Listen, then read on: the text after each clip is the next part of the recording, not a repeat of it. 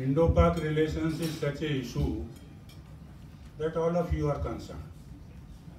It is a difficult issue, not easy to cool it or solve it or turn the two countries into cooperation. This book explains the fundamental reasons why it is so difficult for the two countries to come to a level of good operational relations. And it also explains that for the stakeholders of Pakistan, there are about 9 or 10 of them, except the Pakistani public, it is not in their interest to have good relations with India. And there are several elements in India also who will not very much appreciate if Indo-Pak relations turn into cooler areas or into reasonable good relations. The book will be available next week, and the members, India Heritage Center members, will get a substantial discount if they want to have it, the book, or if they want to just read it, it will be available in the library. Thank you very much. And also the formal launch is on 28th May in Gurmohar Hall, and everybody is invited for that. Now Mr. Saxena, S.K. Saxena, SD Saxena will come and introduce the speaker, next speaker, Mr. David, who will speak on Kashmir. Aye, Saxena.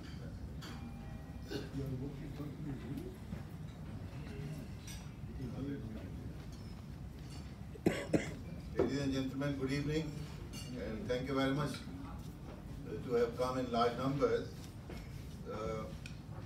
Mr. Arora has already done the job. It is much more easier for me to introduce Mr. David Devdas, but for completeness sake, I will say a few words before he starts. I don't want to stand between you and the speaker. Actually, Mr. David Devdas is a very interesting combination of two concepts, David and Devdas. Pardon my being a little liberal in this. David is someone who can take challenges, who can take up the Goliath and take up any issue, and in a very big way. And Devdas is a perennial lover, you know. Now this is a very interesting combination. He has written books on Kashmir, he has taken up big challenges, but he also loves India. So I asked him this question saying that to which state you belong? And prompt gave the answer, I belong to India. And he is true to his word because his link is with every state of India. He is linked to Rajasthan, he is linked to Punjab, he is linked to Karnataka, and he is also linked to Andhra Pradesh and Tamil Nadu. Now, Mr. Devdas has written two very famous books. One is In Search of Future and The Generation of Rage in Kashmir, which was recently released. Both these books are on Kashmir. Mr. David Devdas has served as a distinguished fellow at the Institute of Social Sciences. He has also been a senior fellow at Nehru Memorial Museum and Library. He has been a visiting professor at Jamia Millia Islamia and political editor of Business Standard. He is a journalist with 3 decades of experience and has reported for India Today, the Indian Express, Gulf News, Hindustan Times, you name any, Economic Times. He was a political editor at the Business Standard.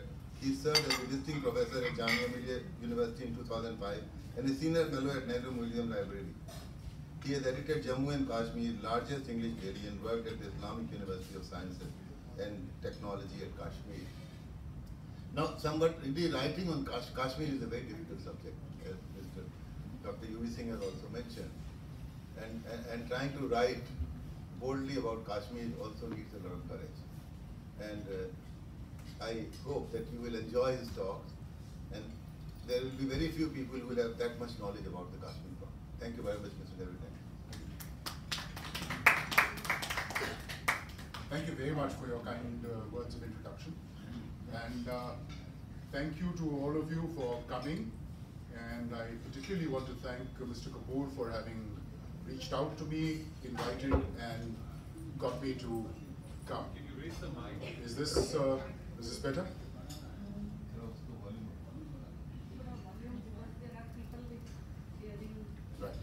Is this a better? I normally get a complaint that my voice throws very far by itself, so I try and keep away from a mic in general. But I'm so glad that for once I need to be close to the mic. It's a different experience for me. I keep getting asked to talk about Kashmir in the recent few months, particularly since these two books have been published. Professor Saxena very kindly mentioned my first book, which was In Search of a Future, the story of Kashmir. Last year, Oxford University Press published this book, which is about the youth that have grown up in a time of war, that have been born in a time of violence over the last 30 years or so. Most of us don't even realize, and I didn't realize until I began research, that 70%, almost more than 2/3 of the population of the Kashmir Valley was born in a time of violence. Because actually the first blasts took place at the telegraph office in Srinagar on the 31st of July, 1988. And I remember that clearly because in June, I used to be at that time a senior correspondent with India Today. And my editors had sent me to Kashmir to write a feature on Pashmina. And I think my editor took it as a sort of, chalo, it's the month of June, it's very hot here, he'll have a good cool time there. I went there, and as is my wont, apart from doing the research on Pashmina, I moved around. I only later realized how much I had walked once I became familiar with Kashmir, to the extent that I'm now, a lot of Kashmiris sometimes ask me for directions, because I've spent so much time there in these last 30 years. But at that time, I walked and walked and walked through inner city Srinagar, down the Nalemar, and saw a lot of things that made me a little concerned. And then I started asking for interviews with the then Mirwais, the current Mirwais' father, with the then Chief Minister, Farooq Abdullah, and several others, Sajjad Loan's father, and another man who's been the chairman of the Hurriyat Conference, Professor Abdul Ghani. I met all of them and wrote an article which was published in the edition of the 15th of July, 1988. And to me, it was a little bold at that time, because my editors told me, "I have to be the bad news in time. Kuch nahi hai, sab theek hai." And yet I went ahead and wrote this article saying that there was a lot of anger, a lot of lava building up, which was going to burst. And in the recent past, that article has been called prophetic, because as I said, it was published on the 15th of July. On the 31st of July, the first blasts took place. And I've been going back to Jammu and Kashmir as a journalist for several years thereafter. Over the last 20 years, in fact 21 years now, I have been going as a researcher as well, when I first began work on my first book. And when I began, I thought, and I was told by the publisher who asked me actually, and to just clarify to the first speaker, I am a founder member of the Habitat Center. I became a member, I think, in 96 or thereabouts, before the building was still being constructed. I was having a lunch here with the then chief editor of HarperCollins. And she said to me, "Why don't you write a book, David? We'd love to publish it." And I said, "Yeah, sure." I was political editor of the Business Standard at that time. I said, "I've been covering the Narasimha Rao years. Shall I write about his prime ministership?" She said, "No, who's going to read that? Why don't you write about Kashmir? You're an expert." And I now make sure that I do not call myself a Kashmir expert. Because when I began research, and I thought that she said it would take me 6 months to do it, I realized that I had a lot of unlearning to do, a lot of relearning to do, and it took me several years before that book was out. And now, of course, the next two are out, which have been out in the last year, in fact, 8 or 9 months now. And there is such interest now because the situation has been getting worse. We have landed up with a new generation of people who are fearless because they were born in a time of violence. They are to that extent immune to fear. and to the kinds of techniques that the state normally uses to put down this kind of disturbance. I think, therefore, it's very important to understand the many facets of Kashmir's history, its society, its culture, before one can come to terms with any way forward. I keep getting asked in the recent past, whenever I've given a talk like this, I get asked at the end, you've given us a broad overview of the problems, but tell us a way forward.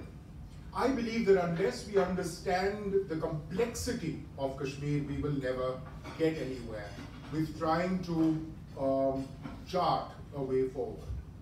And therefore, I'm going to try and bring out today the various dimensions of what generally gets called the Kashmir issue or the Kashmir problem. Views differ, and I believe that depending on who one is, one's view of what the Kashmir problem is differs. If you ask a Pakistani, his view will be different. If you ask a Pandit, their view will be different. In fact, I have discovered that a Pandit still living in Kashmir has a different view from a Pandit typically who lives in Jammu. And typically that differs from the view of a Pandit who now lives, let us say, in Palo Alto or somewhere in the far corners of the world. If one talks to somebody within Kashmir, in the majority community, there you'd come up with a different kind of perspective on even what the problem is. So to some, it is terrorism. To some, the Kashmir problem is Pakistan. Some others would say it is human rights or army excesses. Some have now begun to say that the real problem is radicalization. To many, it is the Pandit expulsion, the expulsion of the large majority of the Pandit community, mainly in 1990. To some, it is Article 370. To some, it is Jammu and Ladakh rather than. And I think it's very important to understand, therefore, the geography of Jammu and Kashmir and the location of Kashmir. Because when I talk of Kashmir, I am talking of the valley of Kashmir. And I'd ask for a map of Jammu and Kashmir to be able to explain, but what we've got is a larger map of India. The valley of Kashmir is about, and the bowl of the valley, which is where the Kashmiri-speaking linguistic ethnic community called Kashmiri live within the valley, is about 5% of the landmass of Jammu and Kashmir state. Actually, Jammu and Kashmir state, as it was under the Dogras, was as large in area as Britain. That gives you a sense of how. But the thing is that much of this state, because it is a Himalayan territory, has such very sparse population in most parts of it, that about a third of the population is concentrated in the valley. And about a third of it is concentrated in what we call Pakistan-occupied Kashmir, but actually Pakistan-occupied Kashmir also is in two parts. What Pakistan calls Azad Kashmir is really just a strip of territory along the southwestern edge of the state. A very large portion of the area under Pakistan is Gilgit, broadly speaking Gilgit, which we use as a sort of short form, just as Kashmir gets used very often as short form for the entire state. But Gilgit includes Punza, Nagar, and Skardu, and other areas in the top right corner of the state, the northwestern part of the state, which is very sparsely populated, but is strategically very important. So I will come to the importance of that. I want to bring out different facets. I don't know how much time I will have or whether I will be able to do justice to that, because of course it's a very, very complex situation with lots of dimensions to it. There's a socio-cultural dimension, there is a geopolitical dimension. And each of these requires several lectures. In fact, when I used to regularly give lectures at the Academic Staff College for fresh lecturers and refresher courses for lecturers some years ago on Kashmir, I'd sometimes speak for 4 hours, and they were still willing for more. But I will try and pack in what I can in the next half hour or so to bring out the extent to which Kashmir is tremendous, is so complex. It is really, one could talk of the Kashmir conundrum, which is the title of this talk.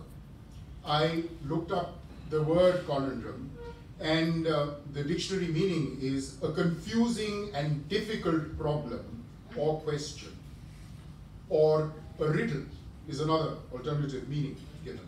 And therefore, let me just try to begin by talking about the Kashmir Valley's social, cultural, and political history. The thing to remember is that the Kashmir Valley has a very old civilizational sense of itself. In fact, in all of South Asia, the oldest written text of history pertains to the Kashmir Valley. It is the Rajtarangani, which was composed about 1100 AD, so about 900 years ago. And the stories of Kshenendra are worth reading. They were written about 1,000 years ago, in around the year 1000 AD. And they are still worth reading because they give you a clear sense of the kind of culture that you even today find in Kashmir. But since that is far too far back, let me just begin with the formation of the state of Jammu and Kashmir. It was formed in 1846 after the Battle of Subram, in which the British defeated the Sikhs. And the Sikh army, the Sikhs had just a few months before that appointed a Dogra whom Maharaja Ranjit Singh had dubbed Raja. So Raja Gulab Singh was asked to be the prime minister of the Sikh state. And he stayed away from the battle of Subram and his forces. The British won. It turns out that he was in touch with the British. After the battle of Subram, the British gave him the title of Maharaja and gave him the territories of the mountainous areas that used to be Sikh territories. So added to his Dogra area, which is Jammu, was the Kashmir Valley, which was part of the Sikh empire before that. And unknown to his Sikh masters, the Dogras had already taken over Ladakh. They had conquered Ladakh during the 1830s and 1840s. So the formation of this state as we see it took place actually between the 1830s and the 1860s. Now, when the Treaty of Amritsar was signed in 1846, through which Gulab Singh was recognized as the Maharaja and this territory was designated as Jammu and Kashmir, it was signed by the East India Company. And of course, the East India Company's main charter and its priority was commerce. So it didn't want to handle these mountainous areas, and so handed it over to him. Now, by the end of the 1860s, by when the British Empire had the crown had taken over the Indian territories, and the British Raj had come into being formally under the Empress, the British had realized the strategic value of this area, and the strategic value of Gilgit in particular.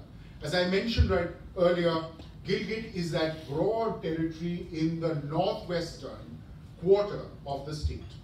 And they particularly began to understand the value of this strategically after they lost the Afghan wars in the 1870s, the early 1870s. And I want to point out something that nobody else has focused on, the connection between the kinds of turmoil and turbulence and the kinds of play that gets in the Western media at various times, and the strategic aims of various global powers with regard to Gilgit. Now, in the 1870s, 1876, 77, a lot was made in the British press of the human rights abuses against Kashmiris by the Devdas. By then, Gulab Singh's son, Ranveer Singh, was the Maharaja. He was a very feisty Maharaja who wouldn't give in to the British. He actually went and met the Viceroy outside the borders of his kingdom within Punjab, and refused to allow the appointment of a British resident. So the British were not able to do very much, but there was a lot of play made with regard to human rights in 76, 77. I'm talking about the 19th century, 1876, 77. Now, again, in the from 1889 to 1905, the third Maharaja was in power during this period. He'd come to power in 1885, but power is a word that is used loosely in connection with Maharaja Pratap Singh, because the British were able to take over a lot of his authority, a lot of his powers. So between 1889 and 1905, the state was virtually ruled by the resident, by the British resident. And this is precisely the time, 1889 to 1905, when the British engaged with the Chinese in talks over Aksai Chin. Now, Aksai Chin is in the northeastern corner of the state. Again, around the 1920s, the late 1920s, there was a new, and I will come to this in another dimension, I talk about the socio-economic dimension, but a new kind of ferment began in the Kashmir Valley and came to a head in 1931 when the Kashmiris revolted, the Kashmiri Muslims revolted en masse. And Sheikh Abdullah was 25 years old then, became an iconic mass leader of the Kashmiris during that summer of 1931. And at the end of this book, I have actually compared Sheikh Abdullah with Burhan Wani, who became an iconic figure for young people in Kashmir over the last decade or so. Burhan, if you remember, was killed in 2016, after which there was another mass agitation in Kashmir. And some people find this offensive almost, this comparison. But what I'm talking about here is the young Sheikh Abdullah, 25-year-old in 1931, and contrasting the kinds of values that he stood for with the kinds of nihilistic values that have become to identify the current age. And it's not just the youth of Kashmir. This is more or less, this sort of nihilism is more or less the hallmark of our age.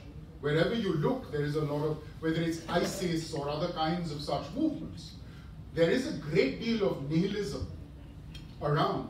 Whereas the 1930s was globally, to the extent that you can talk about any kind of thing as global, it was the Shavian age. It was the age of socialism and liberalism and movements towards gender parity, etc., which are all taking a back seat now.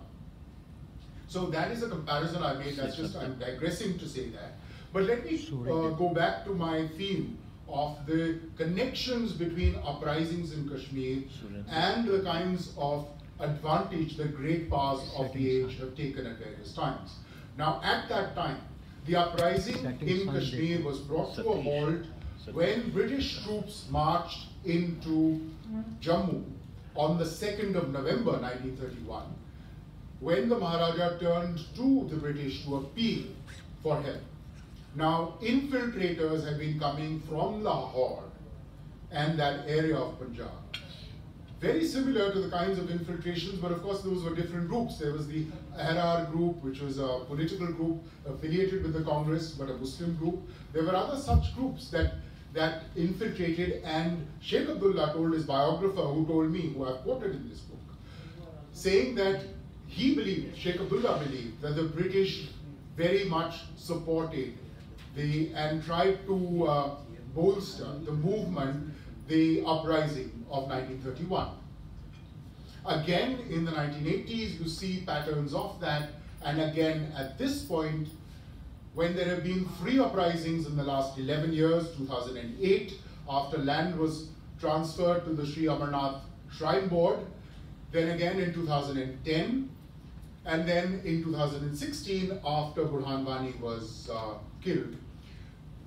During this phase, also China has a great deal to gain, because from 2005 onwards, when they signed a treaty of peace, friendship, and good neighborly relations, that is the title of the treaty, between China and Pakistan. That was signed in 2005, and from 2014 onwards, the CPEC, that is the China-Pakistan Economic Corridor, has been developing, and the Chinese are going to invest something like, I think it adds up almost to $100 billion, the investments that are going to actually take over Pakistan, because all of this becomes debt, leverage to take over areas. But that is another story, which I've given a lecture on that last summer, on what the meaning of CPEC could be, but that's quite another lecture. There's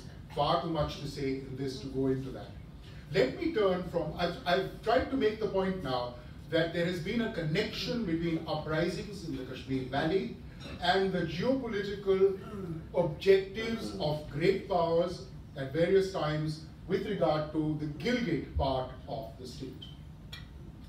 I was saying that, yeah, I think I didn't complete that. In 1931, the British troops marched into Jammu, and over the next 2 or 3 years, a lease of the Gilgit area was negotiated, and in 1935, the Gilgit lease gave the British total control over Gilgit, as a result of which Gilgit was handed over to Pakistan in 1947, when there was turmoil and war between India and Pakistan over the state of Jammu and Kashmir.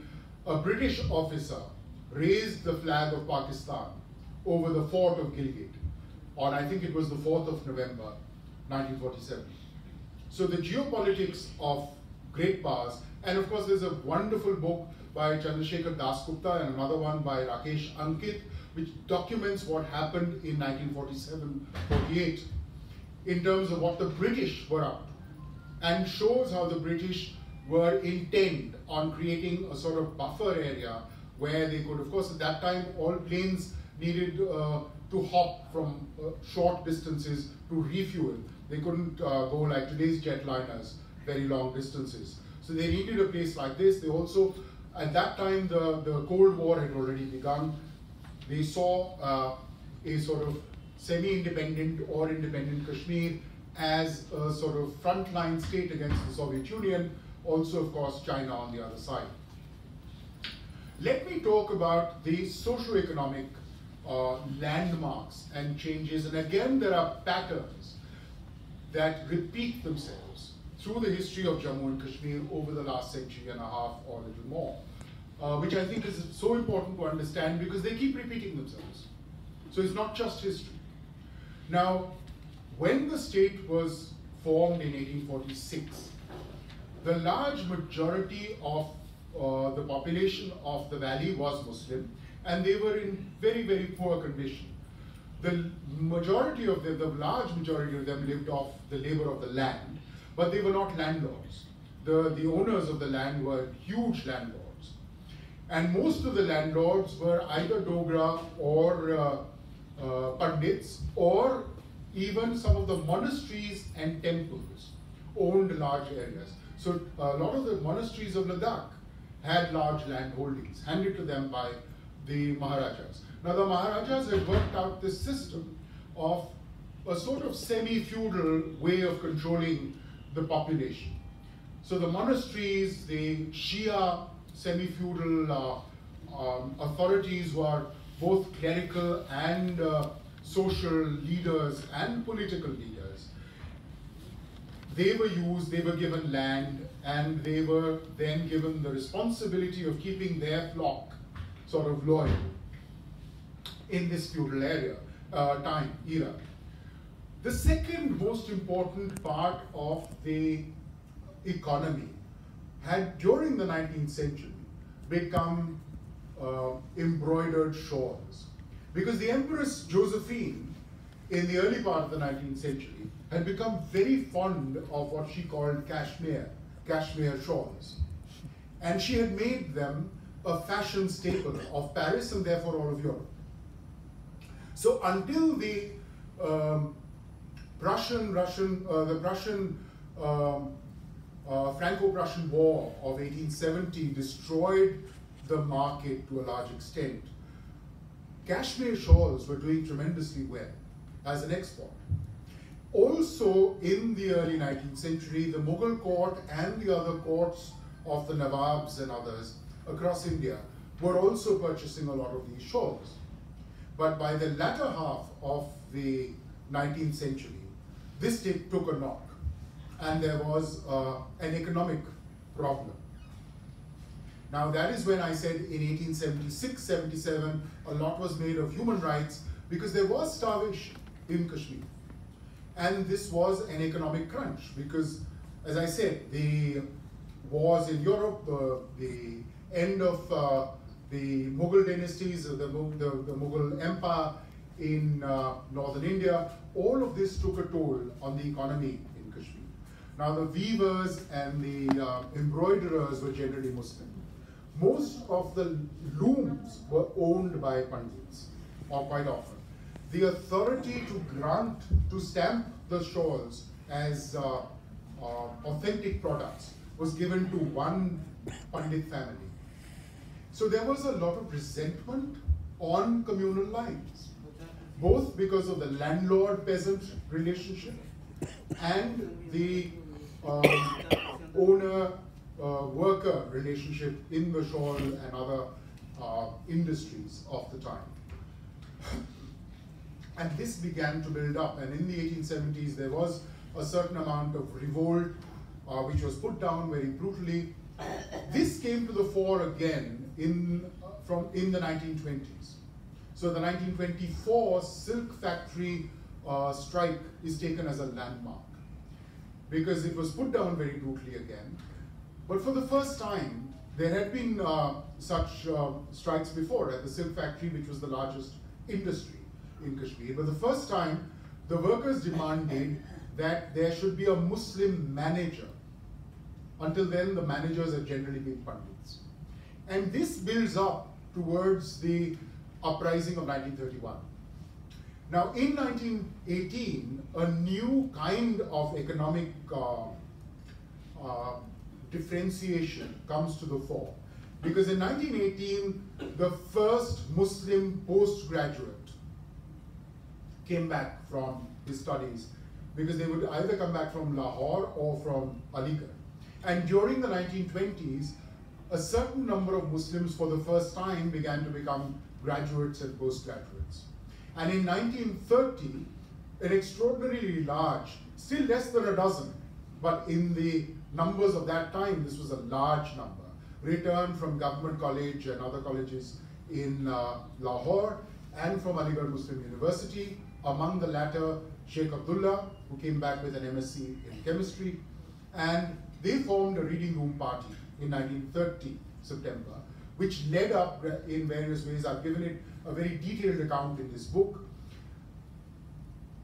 That led up to the uprising of 1931. And after that too, in 1947 and thereafter, the Pandit-Muslim relationship, to some extent owing to the economic factors and to some extent historical memory, which is very important. The way people remember, most Pandits remember the two phases in which in the past, before the recent events, that there was forced conversion and terrible brutality. This happened in two phases. One under Pathan rule during the 18th century, and one at the end of the 14th century, about the 1390s, and the first few years of the 15th century. But most Muslims remember the other portions of history in which most of the conversions to Islam were done through persuasion and through Sufism. Sufi culture, I actually don't like to use the word Sufi, but it's easy to communicate to most people with the word Sufi. But actually what we're talking about is a ziyarati culture. You know, if you see the culture of the Nizamuddin Aulia, it's basically about going to Dargah, tying a knot, asking for a mannat, asking for a promise to be fulfilled. It's not very evolved spirituality. It's actually very similar to temple traditions, which is what a lot of the fundamentalist groups that have become very, very powerful in the last decade or two have been emphasizing, that this is shirk. Shirk means a kind of practice that is not in conformity with pure Islam. So they say it's so similar to temples. You go in and you go around the grave from the left to the right, and then you tie a thread, you ask for a mannat, and you go and you promise that you will distribute so much turmeric rice or whatever else in terms of if your wish is fulfilled. So there are a lot of parallels in the praxis of this kind of Islam and the Hindu traditions of the place. So I won't go into much more detail. I just wanted to bring out to you some of and the dates match. If you see, the socio-economic changes come to a push in the 1870s, in about 1931, again. Actually, it happened again in the 1960s. 1967, and that is precisely the date when the first militancy began. A group called Al-Fateh, which is largely forgotten today. In fact, a man who was part of Al-Fateh became Speaker of the Assembly later. Another person was a very, very important person in the social firmament of Srinagar. There are many others who were part of that movement who now moved on and become many other things. But in 1967, there was also a Pandit-Muslim clash, and it came to a head over a woman called Parmeshwari Devi, who had eloped with a Muslim Patwari. And there was a huge outcry over this. And she actually went to court with her this man, and handed him a handkerchief, as if there was some kind of medieval European ritual of handing a handkerchief to her beau.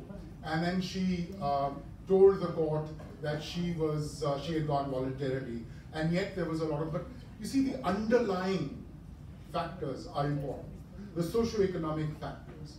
You see, during the first few years, there was a lot of turmoil after the partition and independence. A major thing that Sheikh Abdullah did during those first few years that he was in power, until 1953, was land reforms.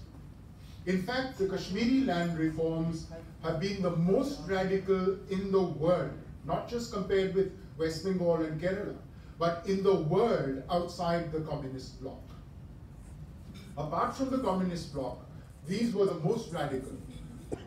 And there was a social transformation as a result. Kashmiri Muslims became the owners of a small plot of land, and so became economically independent. Now, by the 60s, the late 60s and 70s, their children had come of age. And another thing that Bakshi Ghulam Muhammad did, who succeeded Sheikh Abdullah after Sheikh Abdullah was arrested in 1953, Bakshi Saab gave free education and set up an REC, there's a regional engineering college, a medical college, and so a lot of people got education of all kinds, and almost free right up to the master's level. Education was made in Kashmir. So a new generation grew up that were not satisfied with the land that their fathers had been very pleased with, and wanted jobs. And they were competing with the Pandits for jobs, because the Pandits have actually, the word Pandit was used as a result of a farman of the Emperor Jahangir, because Pandits had been part of the court in large number, not only among the Dogras, but also of the Mughal court. And that's why a lot of Pandits are settled in Agra and then moved to Lucknow and Allahabad, because from those Mughal days. And so a prominent Pandit who was a favorite of the the emperor had asked the emperor to give this to allow all the Hindus of Kashmir to call themselves Pandit. And this was a farman put out by the Emperor Jahangir. But the Pandits had a sort of, having jobs in the government was almost part of their DNA. It was something that came automatically to most people. And so they gave tremendous priority to education. When Canon Tyndall Biscoe first set up an English medium school in Kashmir in the 1870s, the first 12 students were all Pandit, because that is how education was treated in the community. It was given tremendous priority. So by the 1860s, to come back to my point, by the late 1860s, Muslims had begun to fret about trying to compete for jobs, and there weren't enough jobs. Actually, Bakshi Sahab put a lot of people into jobs, he created jobs, but the kind of, and he was an enormously successful manager, administrator. And I've talked about this in this book, and a lot of people have said to me that it's remarkable that I have gone into also those years between 1953 and 1975, or even 1984, which a lot of people say is like a black hole. It's just there is no work on that. We don't know anything about what was happening in Kashmir in those years. So I have tried to give a continuous history in this book from 1930, which is just before the uprising of 1931, when Sheikh Abdullah became a great leader, and right to the end of 2018, because this was just published 4 months ago. These were the kinds of high points. In 1960s again, the socio-economic competition came to a head again, and again in the 1980s. And 4 factors came into play in the 1980s, which again came into play around 2008 and are still in play. Again, it's another cycle. In the 1980s, Islamic consciousness had come into the world after the Iranian Revolution of 1979, if I remember correctly. Ziaul Haq taking over Pakistan in 1977, and then soon after going into Afghanistan with the Afghan jihad and the use of the term jihad for violence. And of course that jihad led to his coming into Kashmir and giving a fillip to the militancy there. I don't have time to go into all of that, but this book gives a very detailed account of how the militancy began. There's actually a conversation here, which I have recounted, between President Ziaul Haq and the initiators of that militancy in Kashmir during the beginning of the year 1988. And of course, he died on August the 17th, 88. And I've given a detailed account of what happened blow by blow with names and actual conversations. Also, I've given a detailed account of what happened with Mr. Vajpayee, how he tried to do things, the extent to which he succeeded. Also, there's a very detailed account of the Sheikh Abdullah Nehru saga, which really is interesting reading. Acid conversations between the two of them, which I got from people who were present in the room. And because a lot of this work has been done through interviews of people who were around. So I actually was able to reconstruct the kinds of conversations they had from the time when they became friends in 1936 to the time there was tremendous friction between them in the couple of years that led up to his arrest on August the 9th, 1953. There's also an account of something which I was shocked when I discovered that it even happened, of the relationship that Sheikh Abdullah tried to build with Mr. Jinnah in 1944-45. So it's very interesting to try and understand what was going on then, what Sheikh Abdullah actually had in mind. He was trying to build relations with both the leaders of the Muslim League and the Congress. And it was Jinnah who didn't respond to him. And Sheikh Abdullah clearly was interested in moving towards the possibility of independence. Independence with the help of the great powers of the age, not with the help of Pakistan, but all of this is here. A few copies I have, which some of you might want to take at some advantage to yourselves, and I'll be very happy to sign them. I know I'm running out of time. I actually wanted to go into some detail about the generation that has grown up, that I began by talking about, the generations that have, so maybe I'll just take about 5 more minutes to talk about that. I realized by the time I finished writing this book in the last couple of years, that I was not only talking about one generation, but 2 generations. So I have made a difference between those typically born around 1990, who were also born in a time of violence, and who have become immune to fear because they've seen guns and blasts and body parts around them from the time they were infants. And I've made a difference between them and those who I have called millennials, typically those born around the turn of the century. And there is a great difference. The latter group have been formed by social media to a large extent, by their phones, by the messaging they get on their phones about Islamic State, about the kinds of movements there have been in different parts of the world, and about the human rights abuses of the 90s. The ones who were born in around 1990, notably, are not in the field today. Those who are pelting stones, and to a large extent, and those who have picked up arms, almost entirely, are under the age of 22, 23, largely teenagers.